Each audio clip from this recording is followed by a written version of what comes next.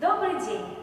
Вас вітає Висоцька Вероніка, учениця 7 Б класу середньої школи номер 8 города Каликовичи Гомельской области. Максим Валинович, «Майовая песня».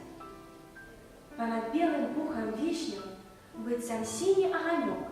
Бьется, бьется, шпарки легкие, синякрылый мотылек.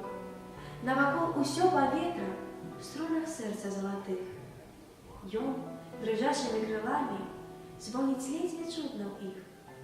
И льется хваля песня, тихий, ясный гимн весне. Ці сердце напевая его мне. Ці не ветер гэта звонкий, тонких золках шепотить, або он сухий, высокий, для раки чарот шумить. Не понять того николи, не разведать, не спознать. Не дают мне думать зыки, что летять, дрыжать, звенять. Песня рвется и льется на раздольный, вольный свет. Але кто ее почует?